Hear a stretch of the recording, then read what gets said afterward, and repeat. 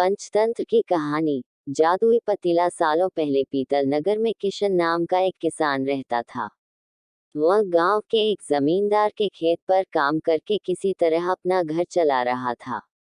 पहले किशन के भी खेत थे, लेकिन उसके पिता के बीमार होने के कारण उसे अपने सारे खेत बेचने पड़े।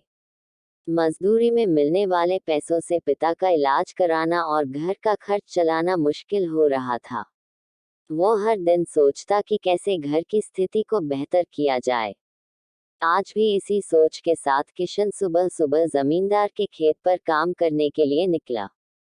खुदाई करते समय उसकी कुदाल किसी धातु से टकराए और तेज आवाज हुई। किशन के मन में हुआ कि आखिर ऐसा क्या है यहाँ।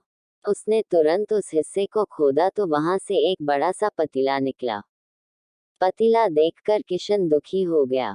किशन के मन में हुआ कि ये जेवरात होते तो मेरे घर की हालत थोड़ी सुधर जाती।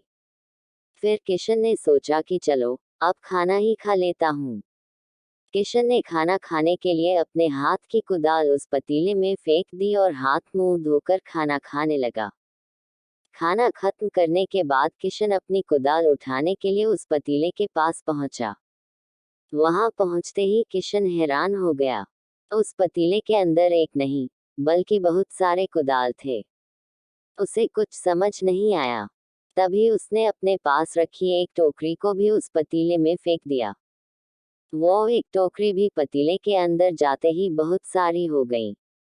ये सब देखकर किशन खुश हो गया और उस जादुई पतीले को अपने साथ घर लेकर चला आया।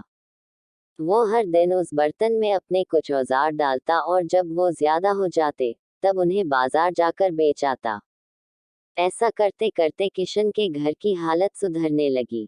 उसने इस तरह से बहुत पैसा कमाया और अपने पिता का इलाज भी करवा लिया। एक दिन किशन ने कुछ गहने खरीदे और उन्हें भी पतीले में डाल दिया। वो गहने भी बहुत सारे बन गए। इस तरह धीरे धीरे किशन अमीर होने लगा और उसने जमींदार के यहाँ मजदूरी करना भी छोड़ दिया। किशन को अमीर होते देख जमींदार मोहन को किशन पर शक हुआ। वो सीधे किशन के घर पहुंचा। वहां जाकर उसे जादुई पतीले के बारे में पता चला। उसने किशन से पूछा, तुमने यह पतीला कब और किसके घर से चुराया? डरी हुई आवाज में किशन बोला, साहब, ये पतीला मुझे खेत में खुदाई के समय मिला था। मैंने किसी के घर चोरी नहीं की है। खेत में खुदाई की बात सुनते ही जमींदार ने कहा, यह पतीला जब मेरे खेत से मिला तो यह मेरा हुआ। किशन ने जादुई पतीला ना लेकर जाने की बहुत मिन्नतें की, लेकिन जमींदार मोहन ने उसकी एक नहीं सुनी। वो जबरदस्ती अपने साथ वो जादुई पतीला लेकर चला गया। जमींदार ने भी किशन की ही तरह उसमें सामान डालकर उन्हें बढ़ाना शुरू किया।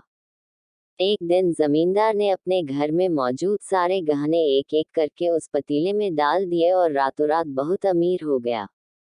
एकदम से जमींदार के अमीर होने की खबर पीतल नगर के राजा तक पहुंच गई। पता लगाने पर राजा को भी जादुई पतीले की जानकारी मिली। फिर क्या था, राजा ने तुरंत अपने लोगों को भेजकर जमींदार के यहाँ से वो पतीला राजमहल मंगवा लिया।